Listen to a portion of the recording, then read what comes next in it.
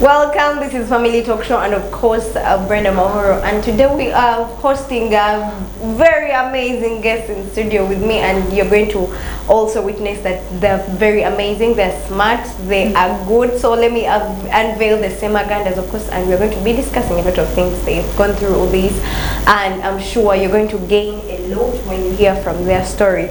And before we go anywhere, let me begin with a verse that is in Psalms 121 1-3, that I lift my eyes to the mountains. Where does my help come from? Of course, our help comes from the Lord, the maker of heaven and earth. But let me welcome the Semagandas. Let them introduce themselves, and of course the beautiful woman in the house. Yeah. We've been waiting for you. Thank you. Finally, you're here. You're looking amazing. Of course, Semaganda has done a good job. I'm also doing a great job. So let's begin with you. Introduce yourself. Apart from looking after Semaganda, what else do you do? Okay. My name is Rita Muhwezi Akampulira Ssemaganda.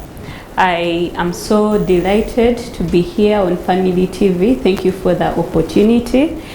I am a wife to Mr. Ssemaganda. That's a full-time job. Yes, we've been married almost 3 years. We make 3 years in October. And what I do, I serve with Life Ministry Uganda as a missionary staff since 2017. January, I have been serving with Life Ministry. Maybe for those that may not know what Life Ministry does, we do evangelism through winning people to Christ. We also build them in Christ and send them out to do the same in Christ. Yeah, so basically that's what I do. Wow, that's amazing. Ssemaganda, we've had you, this is the second time we're having you on Family Talk Show. But of course, we are not tired to have you on Family Talk Show. Please come back over and over and over again. So introduce yourself, and for the people who are watching you for the first time. Okay, good evening, dear viewers, and praise the Lord. My name is Douglas Martin Ssemaganda. I am a Christian. We are both believers in the Lord Jesus Christ. We serve with Life Ministry Uganda, as my wife has already alluded to. We serve directly with the students' ministry or department, the student-led movement, a strategy that reaches university and high schools, and we are privileged that both of us happen to be leading it at a national scope. Yes, so, but also the other job I do is I give oversight to the family of the Semagandas. I am great. That's nice. Yes. Wow. So today we are going to be discussing this topic: trusting God in the unique family situations. For someone who is hearing it for the first time, could you explain it like in details? Okay. Ssemaganda. Trusting God. When I hear the word trust, to me what comes to mind is having no plan, but God as the only plan. We are living in a world where we are trusting in a lot of things. Talk of family background. Here I come from a rich family. All I have connections in government. All I am working hard, I'm getting the money, I have all what I need, you know, and you're hoping in various things. It is good to come to have all that. But one thing I've noticed, Brenda, is all those things are vanity. There is a time that reaches and you look on your left, you look on your right with all these things before you, but they can't help you in one way or the other than one thing that will remain. That is God, if you even happen actually to be believing in Him. So to me, trusting is unwaveringly having God as the only plan. Yes. Wow. So trusting God, of course, it implies very many things. I was listening to a story. I was hearing, I was reading through a story in Kenya where like the husband, they've been married for over like 2 years, but the husband got off, was very annoyed, and they had the argument, and like the situation wasn't good. So the husband got the wife and threw her down off the cliff, 5th floor. So of course they had family situations, as today we're talking about family situations. How do we explain the uniqueness? What do they mean by unique family situations, Rita? In my view, I think each and every couple goes through their own share of life. It's not one size fits all for the Semagandas, and maybe in case you get married, I know last time you said you were not married. Yeah, when Very you soon, get married, very soon. yes, it won't be the same. Yeah. The same, even if you go through the same challenge.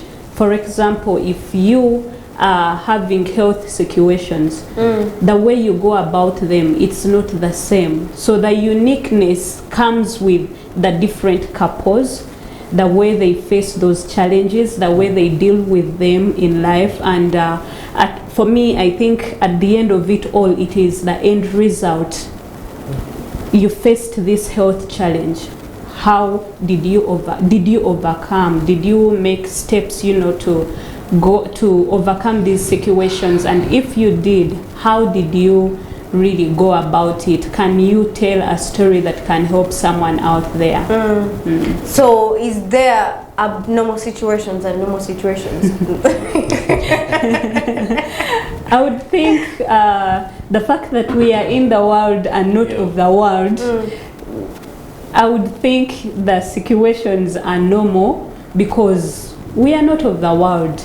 When we are in the world, we will face those challenges. They will come. They will be there because the Bible does not tell us that we will not face the challenges. It actually says you will be faced with afflictions, you will be faced with illnesses, you will be faced with lack, you will be faced with all these challenges, but at the end of the day, know that you are not of the world.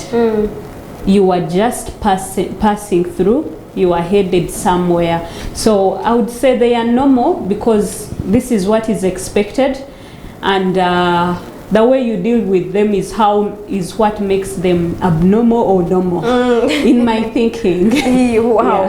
Yeah. So Ssemaganda, I want to understand, because this is Family Talk Show, we talk about family, and we want to understand what are those unique situations that here we're talking about, that maybe you've gone through, that maybe someone is watching us out there who has a family that they are going through it. Maybe sometimes they'll be like, okay, this is unique, and I'll go through it like the Ssemaganda have done.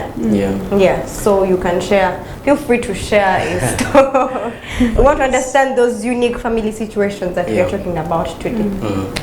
Right, as Brenda had already alluded, we are just making 3 years in marriage in October. We may not have probably a 15-year experience, but also a disclaimer, it's not that our marriage is perfect, no, but we are simply sharing our life with you. But Brenda, when we make vows at church or wherever you're wedded from, and you commit all these vows or commitments you're talking about in richness, in poverty, in sickness and health, you may think they are going to come maybe when you're 50 years into your marriage. But lo and behold, the moment you leave church like this, reality sets in. Life begins because you've been simply in just in a mood of party and all that, and you begin living together. For us, I can say among many challenges I can say that we faced is health challenges, not just only for my wife but also for me. But other than that, other families out there are faced with various challenges. First of all, even absenteeism of a parent or a spouse. You are into a marriage, but your wife is not maybe even physically available, is not contributing to the wellness of the home to ensure that the family really builds up, or even a man, the husband. This guy was showing you off when you're dating, and then realize just 3 months into your marriage, you're married wrong. All what you are seeing in him during the dating process, he's not acting he's not living what he was acting initially. So various challenges, lack, financial lack, sicknesses, challenges from families, extended families altogether. So various families are going through various challenges, but for us, we may share our experience, especially on health challenges. Yes. So those health challenges, is it also the unique family situation that maybe if a family is going through, it could be something that is really unique, and you look at it and you're like, this is really a problem? Well, just to be exact, for us as the Semagandas, I can say last saw my wife in a stable, consistent health condition for just 5 months into our marriage. Just 5 months into our marriage, the story changed. I can't say I was a boy then, but just 5 months into our marriage, I became a man. Because when I make vows that in sickness and health, I thought, well, we are still young. Who is going to get sick? And lo and behold, my wife went through a health challenge then, even till now, but I thank God that God is continuously healing her and stabilizing her.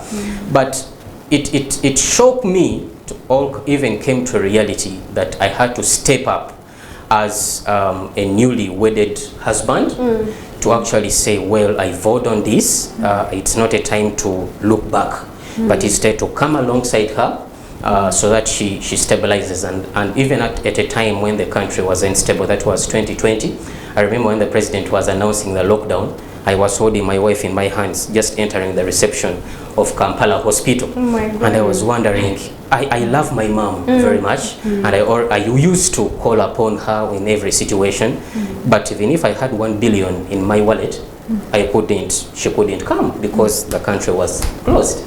You know, yes, so I had to step up to come alongside her, but also, yes, also into a few months also later on into our marriage, I also have a health challenge. I'm a little bit asthmatic. I went through various challenges, difficult in breathing and all that, and I used to see my wife encouraging me, praying for me, whether I'm hearing her prayer or not, taking care of me, cooking good food, so that I stabilize. Yes, so it's been a challenge, but actually instead of putting us separate, it has brought us a little bit closer, knowing that we are in this together. Wow, that's amazing, because you talked about marrying wrong, despite the family situations you made, and you may say, okay, you married wrong, maybe you have a wrong partner, is sick, bedridden here and there every day. So Rita, how do you hold on even at that moment, because it's not just 1 month. You've been married for 3 years, and just after you got married, like for 5 months, you guys started having these health issues. So how do you hold on, and these family situations do not put you down or do not put you off the drain? Okay, I think first of all, we need to know that there is no way we can hold on without God holding on to us. Is it just without, easy like that?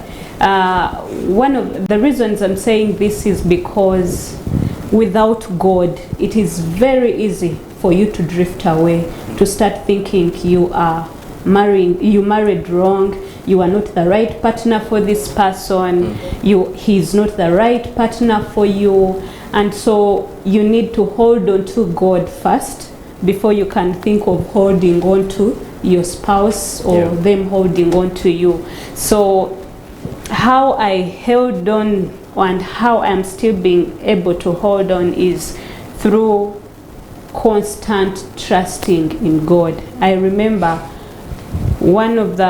he's talked of the time when we were in Kampala Hospital. That was actually a week before the total lockdown. And I remember on that hospital bed, I was telling God, in all this, help me not to lose my faith in you. In all this that is happening, help me not to lose my husband. Help him not to lose me. And for me, that was my prayer.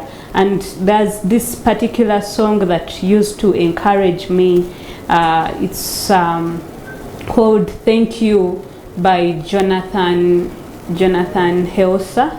Yes, Thank You by Jonathan Helsa. I played it all throughout that whole period that I was in Kampala Hospital, and God really encouraged me through it. But a week later, the very first day of the total lockdown, I was on a platter going to theater.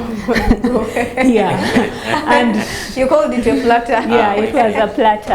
I remember that moment wasn't easy because there's no one that could actually come to support us. The only support we were getting was through phone calls. We are praying for you, and you know, when someone is telling you they are praying for you, you actually sometimes are not sure if they are praying for you. Maybe it's just a statement in a way. So for me, at that moment, I felt like my husband needed more of God to hold him than actually I needed him at that moment, because we were at Case Hospital in the night at around 8 p.m. and I was being transferred on a platter to theater.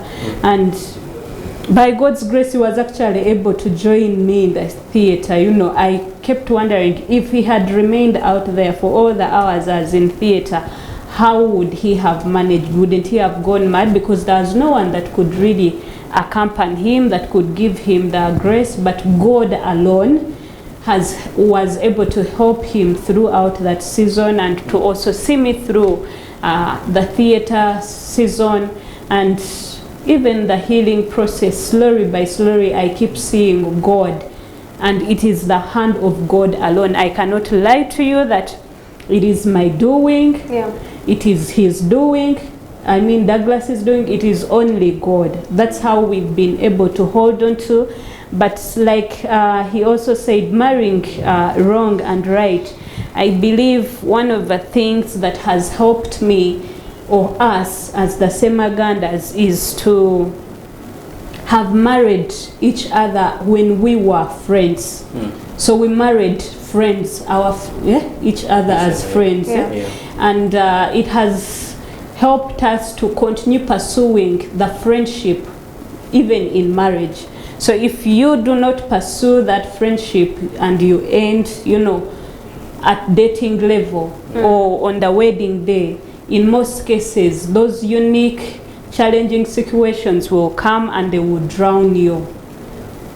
There were moments when I struggled with depression and it wasn't really easy. And he was there, you know. He was there not only as my husband, but as my friend. He was there not only as a friend, but also as a spiritual leader in the home. He was always there, you know, to do that. There were moments I didn't want to pray. I wanted to pray deep down my heart, but physically, I couldn't. I just felt like, no, God, you search my heart, you know my heart.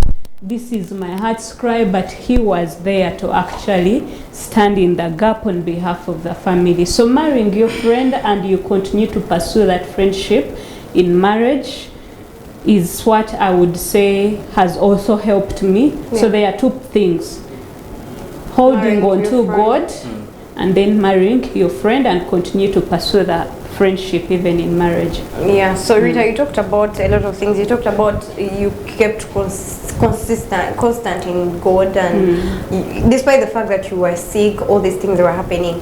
So Ssemaganda, how do you hold on to, even we have seen spouses, they're being left away when they go to the hospital and they're like, you have this disease and it's going to stay for a longer time, or even though they don't tell them, as long as whenever they go to the hospital, the wife is getting sick over and over, is spending money. Some of the spouses are left in the hospital, or they are left at home to deal with any situation. So how do you hold on to a spouse in that health situation when they are getting sick over and over again? They're depressed, they are sick, even they have lost, like Rita said, hope. Okay. For me personally, sharing from a personal experience, what has pushed me on is, number one, my commitment to God.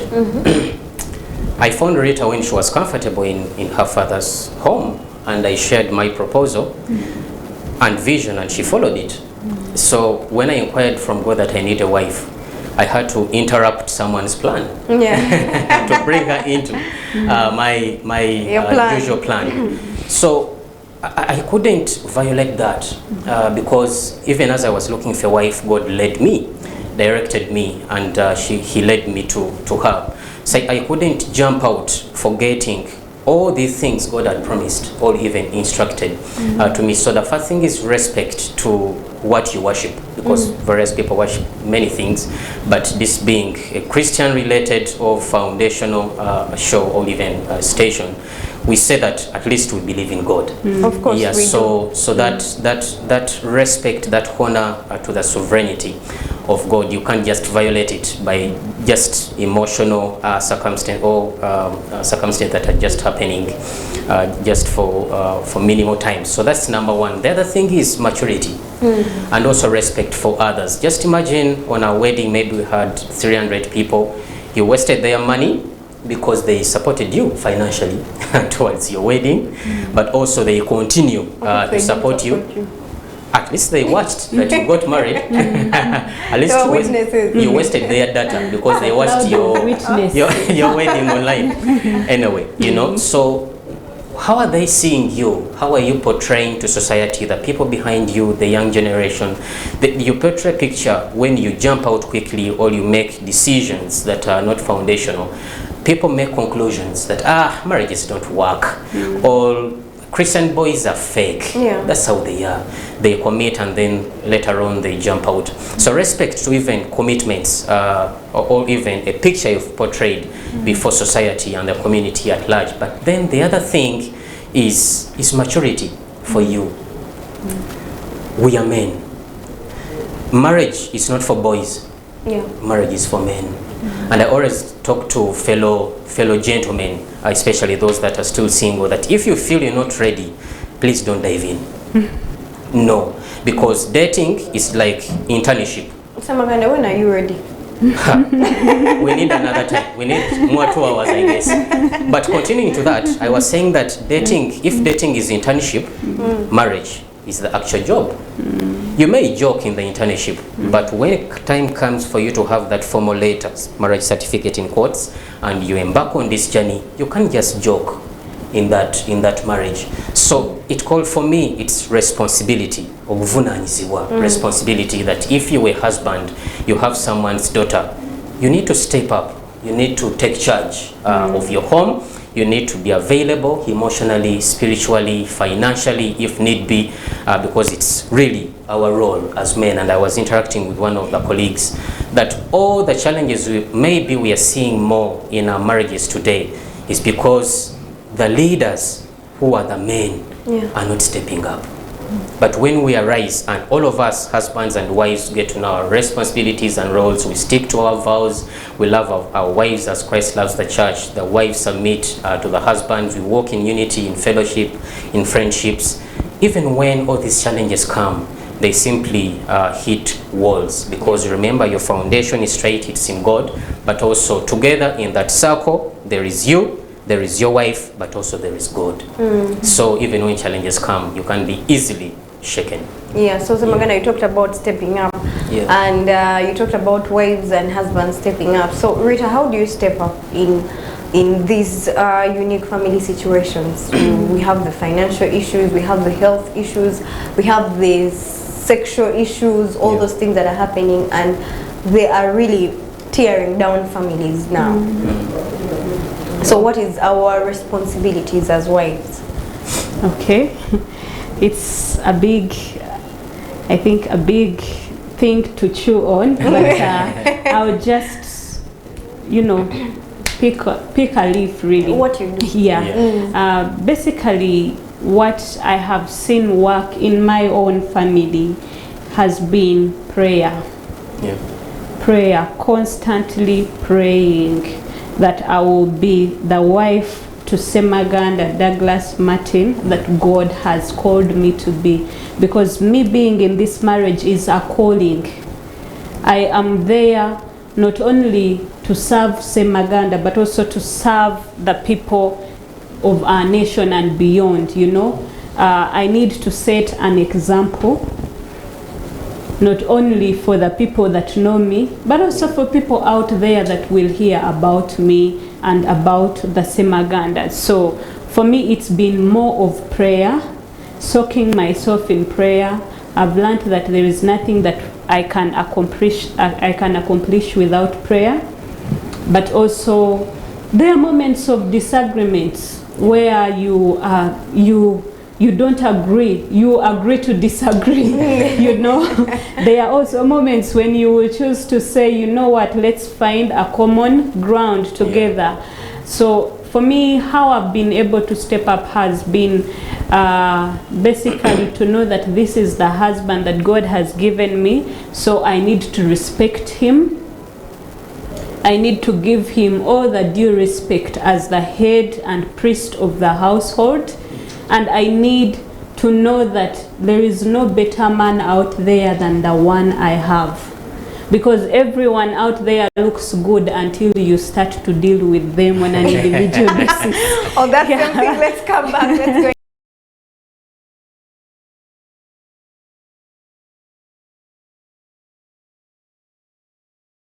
Welcome back from the short break. Of course, we have the Semagandas, and they're talking about their personal stories. As I told you, that we lift our eyes to the Lord, but where does our help come from?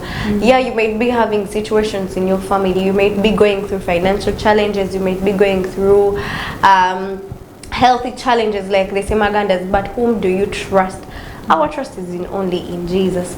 Yeah, the family that is watching us, that you're watching Family Talk Show, and Brenda Mahara is my name, with the Semagandas. Before we went in for a break, Rita, you were telling us that the practical bit of it, and Semaganda is your king and priest. The only. The only one. Yes. Yes, so as I was saying before the break, everyone looks good and looks like an angel before you interact with them. So why not deal with the angel that you know, or the devil? I would say name, but of course I'm not going to say it on air. Yes, so for me, like I said, Douglas is the one that I know, and I would choose to actually fight for my marriage with him rather than thinking that a certain John out there is actually better off than my husband. Oh, a certain Jonah. Yeah, a certain Jonah who will actually run away. Yes. So I go to Nineveh. And go to Nineveh. And instead of going to Nineveh, sorry, and go to Tarshish. enjoy Jonah, life. that is how Jonah. Yes, yeah. So for me, the practical aspect of it has been to, first of all, nourish my relationship with him. I'm not an angel, and I'm not perfect. But I try as much as possible to do the best I can to look after my husband in many ways. I want to see him eat healthy. I want to see him look good. Man, when I look at him, I'm like, that's my guy. So I want to also look at him and I feel attracted to him. So I would, where I am supposed to be washing the clothes, I will do so. Where I need to cook food, I will do so. Where I need to clean, I will do so.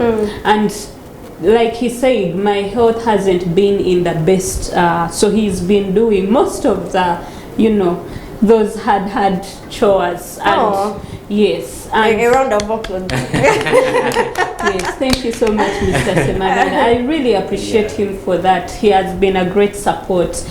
But also I have done my best that whenever I am in the best health mode, I will do the best I can to run my home as a woman that God has placed in.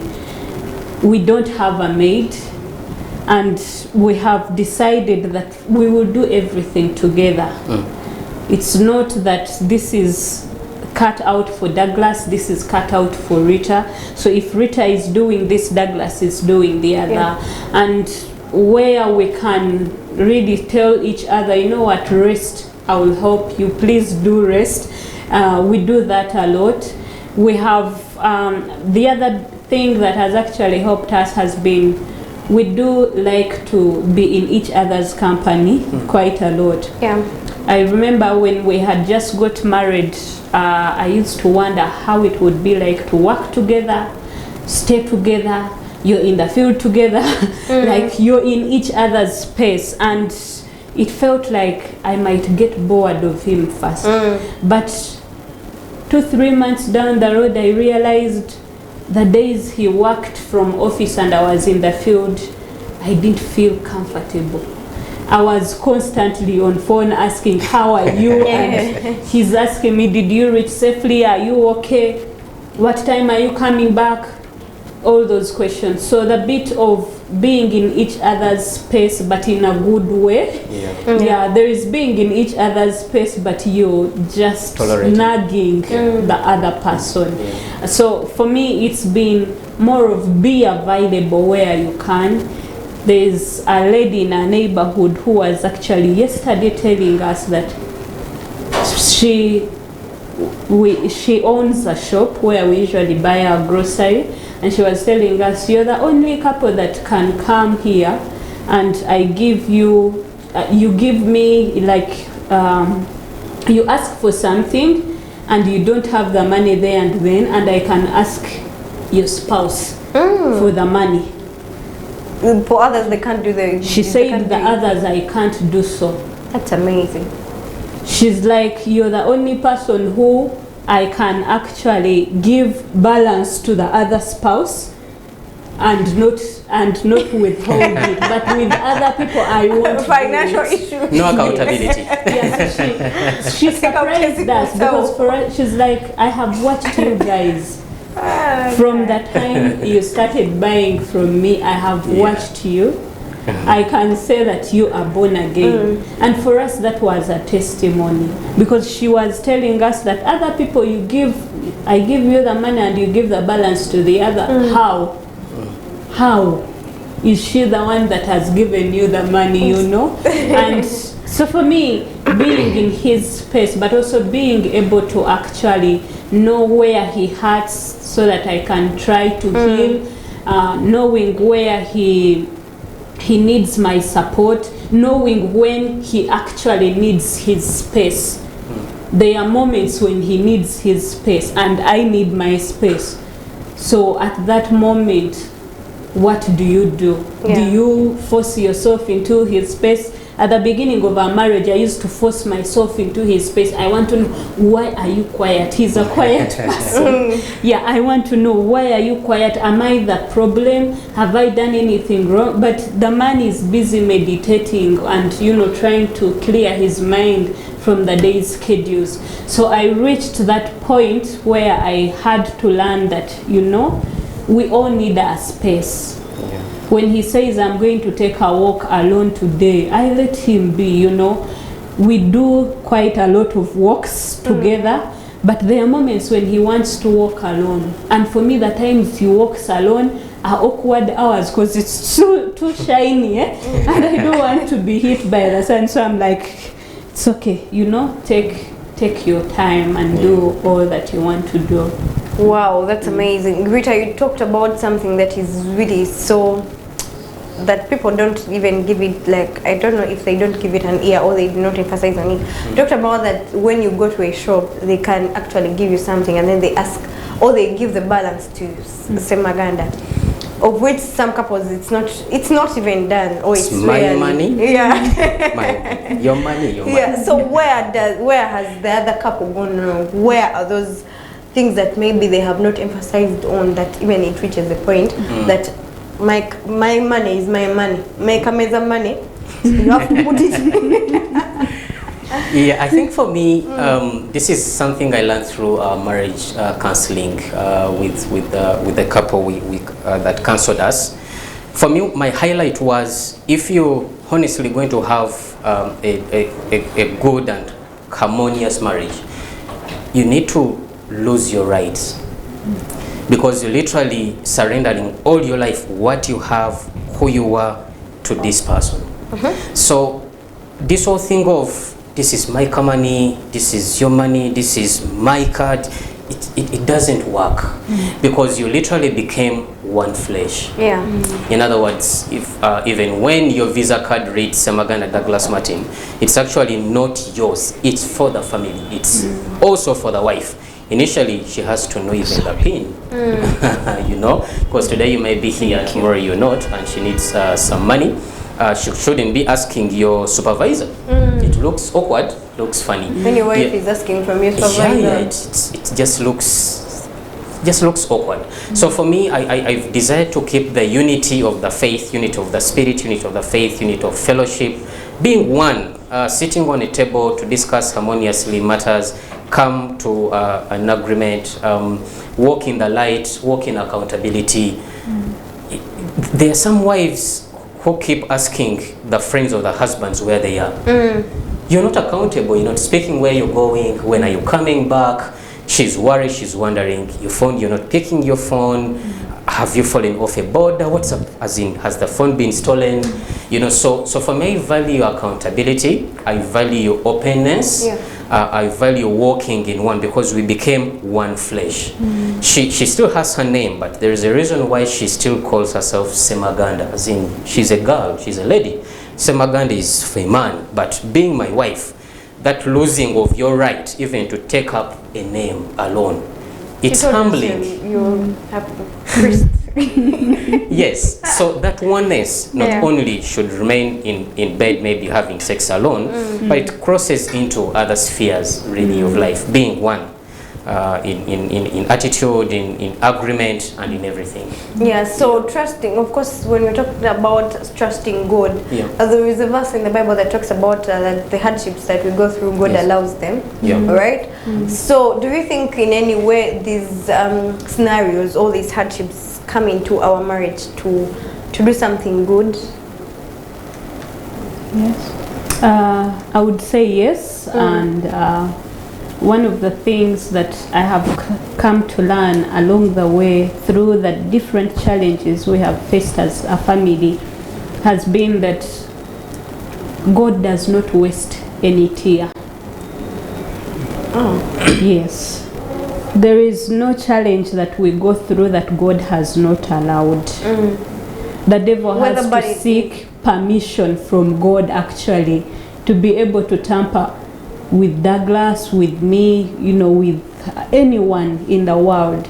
So those challenges that come our way at the end of the day are for the good. We may not see it there and then. I have come to learn through experience that I don't have to see what God is doing or what he is planning to do for me there and then. I just need to trust. Even when I don't see him working, you know, even when I feel like he's abandoned me, like Job, you know, all I know is that at the end of it all, God is in control. Because there are some things that we have gone through and we look a few months or maybe weeks or even a year, and even some of them we've not yet really been able to see the reason as to why we've gone through them. But at the end of the day, you know that God was using this as a training ground for something bigger. So for me, I would say all the tears that I have shed or he has shed are not wasted before God. Probably I wouldn't be here speaking on family TV about the unique family situations, you know, if I hadn't gone through any unique, you know, I don't have experience, you know, at the end of the day, I wouldn't even know what to talk about. I'd be like an amateur really being asked to eat cassava. Why not bread? No, bread is easy. Easy for that little baby to chew on. But now imagine you're giving a 1-year-old cassava, and really what would happen at the end of that day? It would choke them. So I wouldn't be here. He wouldn't be here if those challenges hadn't come our way. But I think the end result is for you to know that God has a plan. He has a purpose as to why you are going through whatever you're going through. You just need to trust him. You just need to focus your eyes on him and know that he alone will see you through. Because no one else will see you through. Yeah. I have seen people who have gone for counseling. Yes, counseling will help, but unless God's hand is in that counseling, it won't do a thing. So only God that has taken you through that will also be able to pull you out of it at the end of the day.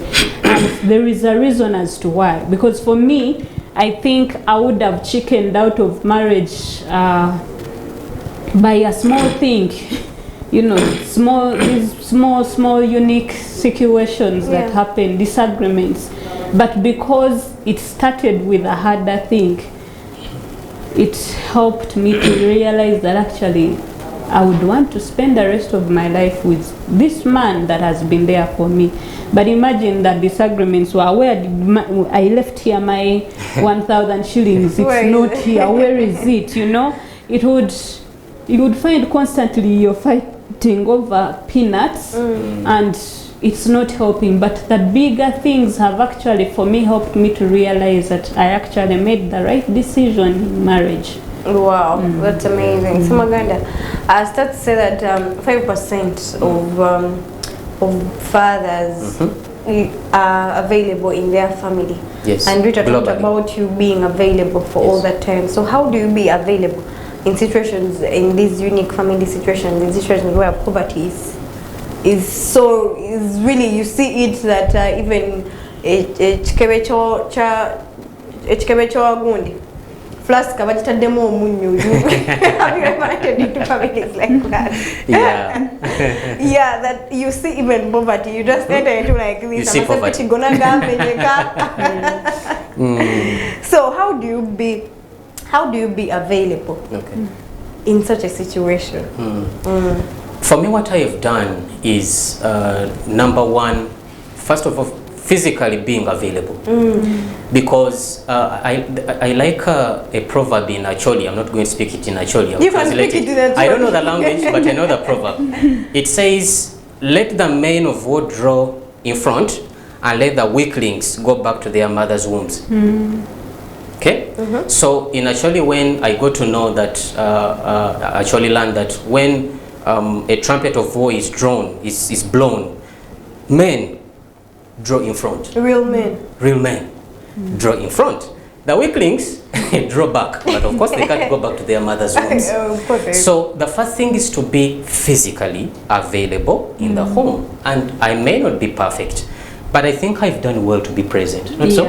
More than I don't remember a day when a circumstance came in a home and I ran to the neighbor's place or ran back home to my father's home. So the first thing as men, as husbands, is to be physically available for your wife, for your children, to be there. Just be there. Simply be there.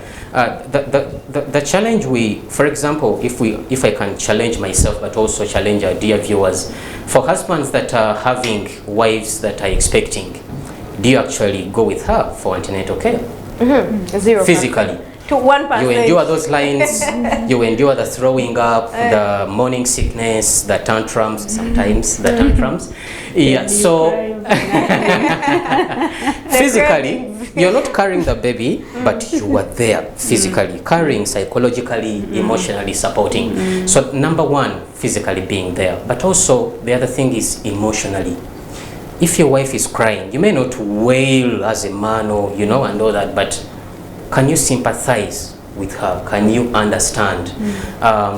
Simply touching her that you'll be well, all is well, I'm around, I'm available, coming alongside her emotionally. But the most, to us, the most strongest thing has been the spiritual support. She shared a scenario. A time came when we could open scripture. I take initiative to open scripture then, even now, but then you could sense, man, the season I'm going through, I don't think God really probably even cares, you know. But for me to continue taking the initiative to encourage her as a priest in a home, to continue praying when she's hearing, praying when she's not hearing, coming alongside her, speaking the word of God to her, switching on worship music, for her to keep hearing that encouragement here and there. And then financially, I've talked about being physically present, emotional support, psychological support. talk of financial, it's our role as men first to provide for the home. First, to provide for the home. I know we are building capacity for women. They have the money. They are also professionals. They do work. But Douglas, a man out there as a husband, as a father, it's on your shoulders to provide for the home, for the food, for the clothing, for the accommodation, every need, financial need, to bring in provision for the home. So you may be even a man out there and you're wondering, but I'm earning less. Hey, even if you're earning 50,000, bring it on table. Because our role, for me, I've noticed that my wife is a multiplier. When I say 50K, I may think it may not take us a month, but give it to Rita. She will do wonders with the 50,000. She will buy food that will take you through all the month. Instead of eating chikomando for 1,000 each day, and then just a few days, the 50,000 is done. Yes, so providing, taking initiative, to work hard out there in the field. Of recent, I don't want lazy men. I want men. I desire to continue seeing a generation of men that are taking initiative, working hard to provide, because it's our role, it's our mandate. That's the reason why we challenge them to leave their fathers' homes, and the fathers we are providing, to bring them in our homes, and we better be the men. Yes. Wow, that's amazing. Even when we are concluding, I think we are only remaining with 8 minutes to get done with this amazing, mouth-watering topic of trusting God. Of course, you have a story. So, Rita, how do you appreciate your spouse, even when after they have been there for you? Hold your hand, been there when you're sick, they have read for you scriptures, helped you out in all the things that you've done. Some wives are like really adamant, like your parting shots on how do you appreciate your spouse. Is it that it's their mandate to help you, or is their mandate to be there for you even when you know helping someone and they don't say anything? Sometimes you lose that energy and zeal. Well, first of all, it's true, it's their responsibility to be available. It's my responsibility to be available for them as well. But it doesn't mean that it will be that way. They won't be available. Some won't be available even when it's their responsibility. So for me, how I've been able to appreciate Douglas, or my husband, has been, first of all, to know him and know what he likes, what ticks him and what doesn't tick for him. So I have learned, for example, when I am around town and I see a nice shirt, I would run, I would want to buy it without him even knowing that, sometimes I've come shopping and he knows that the money I have is totally for my own things. But I go home with maybe a nice shirt, a pair of stockings, I have learned to know the kind of food he loves. If I can't afford to take him to a restaurant, I will go home, do YouTube and, do something for him. I have learned to constantly affirm to him how much I appreciate him, how much he is a man after my own heart, honestly, because like I said, I don't think there is any man that is for me other than him. So constantly affirming to him that I'm proud of you, that I actually appreciate all that you're doing. I'm grateful for everything. But he loves, actually, his love language has been affirmation, words of affirmation. So for me to constantly pick moments where I can tell him, you know what, honey, I'm proud of you. I am so, I am so much appreciative of all that you're doing for me and for us as a family. And then also respecting him. For me, it's been more of respect, actually, because I realized why men don't usually want to go back home. It's because they don't find peace. So if I give him a peaceful environment at home, then that is all that matters. I've learned that not every matter has to be solved there and then. You can let it first cool off, or let him cool off, and then you solve the matter later. So basically knowing what ticks him, and then I do that. Wow, that's amazing. You reminded me of Saturday show of Samuel Bakutana, who says that you have to know what makes you tick as a man. So as we are concluding, Ssemaganda, like, what is the importance? How do you feel when you're appreciated when you have that appreciation from your spouse? Or there are marriages there out that maybe they've spent like 5 years, but they began with those things. There's nothing they think outside the box, like Rita said, she goes on YouTube, checks out good things, go to the market, brings in that new shirt, all those things. There are some marriages that the husband has spent like 5 years not seeing anything. So what happens to such a marriage when a spouse does not think outside the box to spice up their marriage, to revamp it every other time? To me, always what happens, as we young people always say, such marriages always end in tears. There is always complaint, there is always lack of affirmation, lack of being appreciated. So as a result, even some spouses look for alternatives, what we call side chicks for the men, and then other men for the wives, so they go out. But to me, what that does is it creates a lot of gaps, especially when one of the spouses doesn't feel appreciated, they feel they are not enough, they feel they are not worth or even important in the commitment of marriage they are in. But for me, how I feel is, I feel I am available in a home, and my wife knows that I am, so that's why she's even taking initiative to appreciate me. But also, I am loved, I am worth, and this marriage really has a future. Yeah, because you ladies also on our side, you ladies, if a man is not taking that initiative, what comes to your heart is, maybe I'm not enough. Maybe he has a side chick, you know, all I need to be not what I'm doing, or doing what you're not even supposed to be doing, and end up acting what you are not. So it's a call to families out there. Let's keep appreciating our spouses. Let's keep being available. Let's keep loving them as we vowed to God, among people, but specifically to them. Wow, that was the Ssemaganda for you. Make sure that your marriage does not end in tears. Exactly, but in praise. Yeah, in praise. Yeah, check those YouTube channels. How do they cook? All those things, families out there. I'm going to end with this, that in everything that we do, trust God, and God will never fail us. Of course, I'm going to welcome you to appreciate the guys that have been behind the cameras. That is Jonajal, who has been behind the camera, and DJ Bantam, who has been in the control room. I love you guys. Thank you for watching Family Talk Show, and next is Adrian Mokalazi on Health Pod.